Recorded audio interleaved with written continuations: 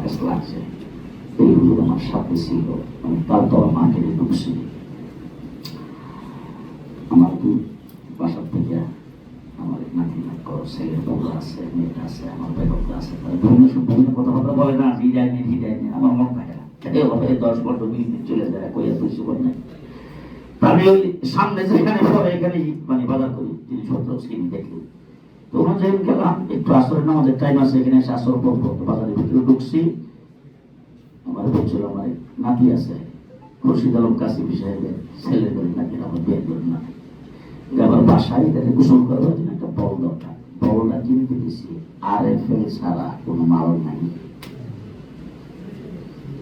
RFL company দেখা মাল নেই।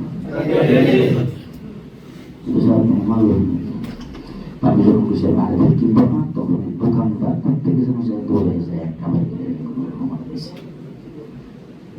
তখন গেলাম নাতি দেখে চকলেট কিনবো। ওই মার্কেটে যায় দেখি প্রাণ ছাড়া কোনো মাল ওই নেই।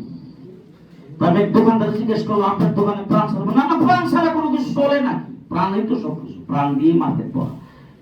আপনি কি প্রাণও প্রাণ? দোকানদারে জিজ্ঞেস করলাম আপনি? বলে আমিও প্রাণ।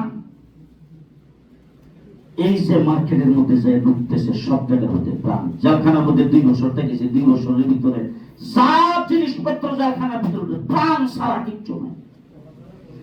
আমি কি করতাম, আমি বাইরে থেকে জিনিস নিয়ে হইতাম সুরাই পথে, জিরার দাম 700 টাকা, আমার বসে 3-4টা 2100 টাকা। 700 টাকার জিনিসটা আমি 2100 টাকা খরচ করে নিস, তো প্রাণ ব্যবহার করবো না।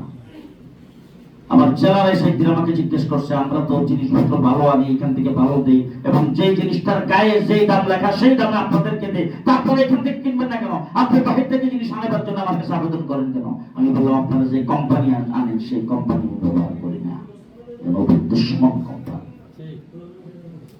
এই সমস্ত মার্কেটের ভাইদেরকে বুঝাইতে হবে, এই আওয়াজ উঠাইতে হবে যে কাদিয়ানি কোম্পানি এটা ছাড়া অন্য কোম্পানি আনো, অন্য কোম্পানি জিনিস ব্যবহার করো, এরা নবীর দুশ্মন, ইসলামের দুশ্মন, বাংলাদেশের দুশ্মন।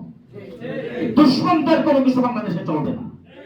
আজকে ফিলিস্তিনি পণ্য বাংলাদেশে চলবে না, ফিলিস্তিনি ইহুদিদের পণ্য বাংলাদেশে চলবে না। ফিলিস্তিনিদের উপর তারা নির্যাতন করে, এটা নিয়ে যদি আন্দোলন করতে পারি তাহলে প্রাণেরটাও চলবে না, আরেকটাও চলবে না।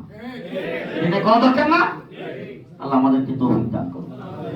আমাদের হযরত মাওলানা মুহিউদ্দিন রব্বানী সাহেব, আহমদ আলী কাসিম সাহেব, আব্দুল কারিম সুবহানী সাহেব, আমাদের জহুরুল ইসলাম সাহেব, ওনারা কাজ করতেছেন। আল্লাহ ওনাদেরকে আরো হিম্মত দান করুক। আলহামদুলিল্লাহ রাব্বিল আলামিন, ওয়াসসালাতু ওয়াসসালামু আলা সাইয়্যিদিল মুরসালিন।